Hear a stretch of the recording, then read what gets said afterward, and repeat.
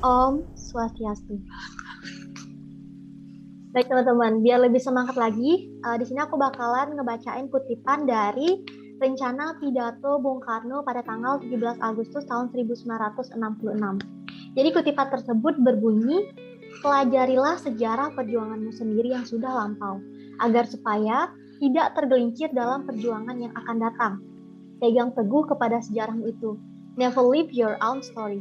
Peganglah apa yang kita miliki sekarang, yang adalah akumulasi dari hasil semua perjuangan kita di masa lampau. Jikalau engkau meninggalkan sejarah, engkau akan berdiri di atas, vakum, di atas kekosongan. Dan perjuanganmu akan nanti paling-paling bersifat amuk saja, seperti kerah di gelap gulita. Oke teman-teman, jadi berkaitan dengan kutipan tersebut, pembahasan kita pada kesempatan kali ini adalah mengenai gimana sih sejarah dari KMHDI itu sendiri. Oke, tapi sebelumnya biar lebih kenal dan lebih akrab, izinkanlah aku untuk memperkenalkan diri terlebih dahulu. Jadi nama aku Niluh Putri Febrianti Sintari Devi, tapi biar lebih simpel bisa dipanggil Devi. Aku tergabung menjadi anggota KMHDI itu pada tahun 2019 dan saat ini aku tergabung menjadi anggota Divisi Sosial Kemasyarakatan atau SOSMAS. Aku berasal dari Bali, berkuliah di Universitas Telkom, jurusan S1 Digital Public Relations. Oke teman-teman, jadi biar ada gambaran nih tentang pembahasan kita pada kesempatan kali ini, di sini aku akan ngebacain peta konsepnya terlebih dahulu. Di mana yang pertama kita akan ngebahas mengenai gambaran umum sejarah, lalu akan dilanjutkan dengan tahap pembentukan KMHDI, di mana tahap ini selanjutnya dibagi menjadi 4 tahap. Yang pertama ada tahap pemunculan ide, lalu ada tahap pemantapan ide, tahap penyamaan visi, dan pelaksanaan Kongres Nasional Mahasiswa Hindu Indonesia. Dan nanti akan kita tutup dengan awal perjalanan KMHDI. Oke, mungkin di sini teman-teman udah pada nggak asing lagi dong ya dengan istilah sejarah. Apalagi sejarah ini istilahnya sering kita gunakan dalam kehidupan sehari-hari. Tapi di sini aku ingin menyamakan persepsi kita terlebih dahulu biar nanti diskusinya itu jadi lebih enak gitu. Di sini aku mengambil definisi sejarah dari E.H. Carr dalam bukunya What is History? Jadi beliau mendefinisikan sejarah sebagai proses berkesinambungan dari interaksi antara sejarawan dan fakta-fakta yang dimilikinya. Suatu dialog yang tidak berkesudahan antara masa sekarang dengan masa lampau. Kalau membicarakan masa lampau, apa sih pentingnya sejarah bagi kehidupan kita saat ini? Jadi banyak banget ya pentingnya mempelajari sejarah itu. Salah satunya adalah dengan mempelajari sejarah, kita bisa mengetahui apa aja sih kejadian-kejadian dan peristiwa yang terjadi di masa lampau. Terus dengan mengetahui kejadian dan peristiwa tersebut, kita pastinya akan mengetahui kesalahan-kesalahan yang terjadi di masa lampau, sehingga kita bisa memperbaikinya pada masa sekarang. Nah, dengan mempelajari sejarah juga, kita bisa menambah ilmu pengetahuan, wawasan, dan juga melatih kemampuan berpikir kritis. Dan sebenarnya masih banyak lagi manfaat dan pentingnya mempelajari sejarah. Terus, apa sih urgensinya mempelajari sejarah KMHDI? Jadi, agar di masa depan, itu kader-kader KMHDI yang diprogramkan dapat menjadi pemimpin-pemimpin Hindu. Nah, yang pertama kita langsung aja masuk ke tahap pemunculan ide, di mana awal mula terbentuknya KMHDI itu bermula dari keinginan mahasiswa Hindu Indonesia untuk memiliki suatu wadah bersama. Dan keinginan tersebut muncul pada saat diadakannya panel forum dan dialog mahasiswa Hindu oleh KMHD UGM pada tahun 1991. Pada saat itu ada usulan untuk membentuk Forum Komunikasi Mahasiswa Hindu Indonesia dan menyepakati KMHD UGM sebagai fasilitatornya. Nah, lalu tugas dari forum komunikasi tersebut adalah untuk membangun jaringan komunikasi mahasiswa di berbagai perguruan tinggi di Indonesia. Jadi pada saat itu bagi mahasiswa yang belum memiliki KMHD di perguruan tingginya masing-masing, itu diserukan untuk segera membentuk KMHD di perguruan tingginya masing-masing untuk agar bisa mengakomodasi seluruh potensi dan aspirasi mahasiswa Hindu di perguruan tinggi masing-masing. Namun dalam pelaksanaannya ternyata forum komunikasi tersebut banyak menemukan kendala sehingga tidak bisa berjalan seperti sebagaimana yang diharapkan. Nah, jadi selanjutnya menyadari kendala-kendala yang terjadi dalam pelaksanaan forum komunikasi tersebut, akhirnya dilakukanlah pembicaraan lebih lanjut dalam dialog mahasiswa Hindu yang diselenggarakan oleh tim pembina Kerohanian Hindu Institut Teknologi 10 November atau TPKH ITS. Ya, TPKH. Itu saat menyelenggarakan Seminar Nasional Mahasiswa Hindu di tahun 1992.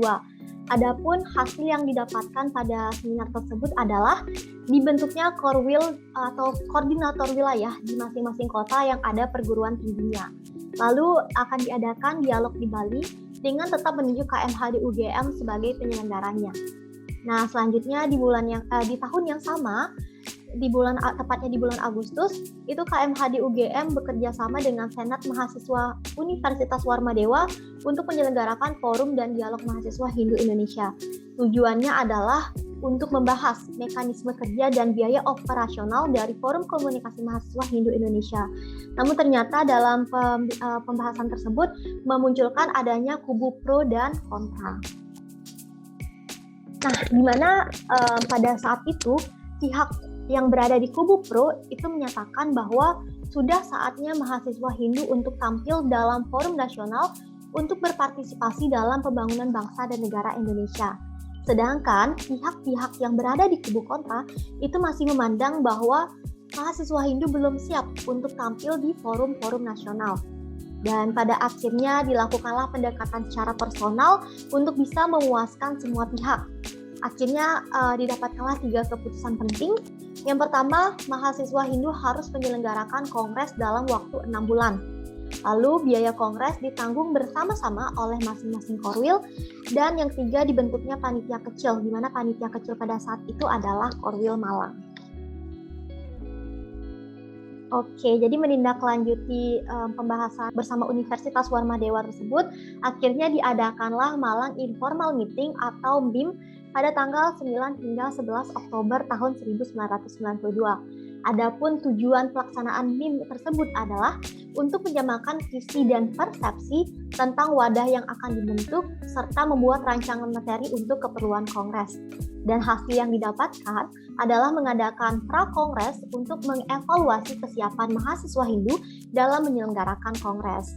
Nah, selanjutnya pada tanggal 25 hingga 28 Desember tahun 1992 itu diadakan Urun Rembuk Nasional di Institut Hindu Dharma Bali, di mana pada saat ini telah berganti nama menjadi Universitas Hindu Indonesia. Nah, sebenarnya Urun Rembuk Nasional ini merupakan istilah lain dari pra-kongres. Jadi Urun Rembuk Nasional ini dilaksanakan bersifat kekeluargaan untuk lebih mematangkan pelaksanaan kongres. Namun dalam pelaksanaannya Urun Rembuk Nasional ini ternyata menimbulkan perbedaan visi dan persepsi terhadap wadah yang akan dibentuk. Di mana KMHD UGM itu menghendaki wadah yang bersifat informal, sedangkan seluruh delegasi lainnya itu menghendaki wadah yang bersifat formal. Dan setelah melalui perdebatan yang cukup panjang, itu akhirnya KMHD UGM itu mengambil sifat untuk walk out atau keluar. Dan untuk mewujudkan wadah yang bersifat formal, itu akhirnya dibentuklah tim investigasi yang bertugas untuk mencari informasi. Di mana selanjutnya pelaksanaan kongres diundur hingga September tahun 1993, lalu tempat kongres itu tetap diadakan di Bali untuk membahas rancangan ADART, GBHO, dan program kerja.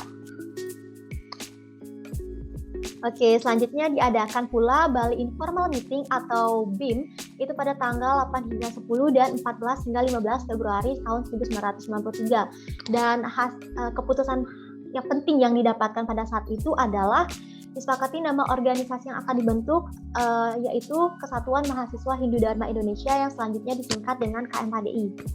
Lalu akan diadakan pertemuan lanjutan di Bandung. Biaya kongres ditanggung bersama-sama oleh masing-masing korwil, memberikan tugas kepada Korwil Bali, NTB, dan Malang, di mana Korwil Bali dan NTB itu ditugaskan untuk membuat rancangan program kerja, sedangkan Korwil Malang ditugaskan untuk merancang GBHO. Lalu hal-hal lain yang belum dibahas di BIM itu akan dibahas dalam pertemuan di Bandung. Dan masing-masing perguruan tinggi juga diharuskan untuk mengirimkan kalender akademik untuk menetapkan tanggal yang pas untuk melaksanakan kongres. Nah, selanjutnya diadakan pertemuan yang terakhir itu pertemuan informal Bandung atau PIB pada tanggal 18 hingga 20 April tahun 1993, di mana didapatkan hasil Kongres tetap diadakan di Bali pada tanggal 1 hingga 4 September tahun 1993, lalu menugaskan seluruh Korwil untuk memberikan masukan tentang rancangan GBHO KMHDI dan menugaskan Korwil Jakarta untuk membuat Mars KMHDI. Nah, teman-teman, selanjutnya kita masuk ke pelaksanaan Kongres Nasional Mahasiswa Hindu Indonesia, di mana pada saat itu akhirnya mahasiswa Hindu Indonesia berhasil untuk melaksanakan kongres yang menyatakan berdirinya Ormas Mahasiswa Hindu Indonesia dengan nama KMHDI. Jadi pada kongres tersebut juga dipilih 3 pengurus inti, dan KMHDI juga telah memiliki ADART, GBHO, serta menyepakati beberapa pokok-pokok pikiran yang direkomendasikan oleh beberapa instansi.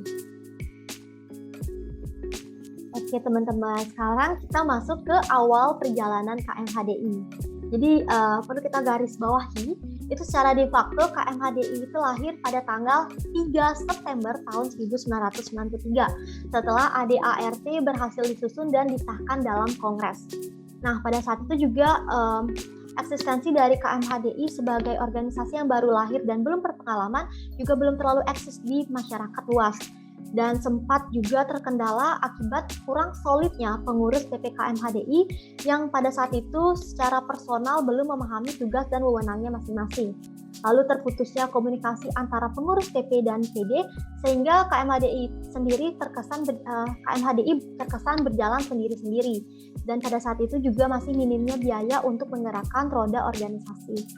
Nah, KMHDI sampai saat ini telah melaksanakan konsolidasi sehingga beberapa PD dan PC juga dapat dan sudah terbentuk. Nah, KMHDI juga pernah berada pada kondisi kritis, namun pada saat itu berhasil diselamatkan melalui Mahasabha II yang diadakan pada bulan September tahun 1996 di Malang. Oke, teman-teman, selanjutnya kita masuk ke masa awal PD KMHDI Jawa Barat. Jadi perlu kita tekankan bahwa Jawa Barat itu berkontribusi juga dalam pembentukan KMHDI, di mana banyak tokoh delegasi Jawa Barat yang menghadiri pertemuan informal seperti BIM dan MIM. Dan Bandung juga pernah menjadi tempat dilakukannya pertemuan informal, yaitu PIB, tepatnya di Asrama Mahasiswa Hindu Viata Tirtagangga dan Ciung Wanara. Oke teman-teman, selanjutnya kita juga perlu tahu dong siapa aja Ketua PD KMHDI Jawa Barat. Jadi di sini aku bakalan bacain singkat aja untuk teman-teman bisa melihat sendiri di layar. Jadi Ketua PD KMHDI Jawa Barat yang pertama itu ada Bapak Nyoman Sidarta. Terus PD KMHDI Jawa Barat itu juga pernah mengalami vakum pada tahun 2006 hingga 2010. Dan Ketua PD KMHDI Jawa Barat yang sekarang adalah Kak Putu Enrico Chiesa. Oke teman-teman, itulah tadi pembahasan kita mengenai materi sejarah KMHDI. Di sini aku memohon maaf atas segala bentuk kekurangan dan kesalahan aku dalam menyampaikan materi. Atas perhatian teman-teman, aku ucapkan terima kasih dan semoga apa yang aku sampaikan tadi dapat bermanfaat untuk kita semua. Akhir kata aku tutup dengan mengucapkan Parama Santi, Om Santi Santi Santi Om. Sampai jumpa teman-teman, terima kasih.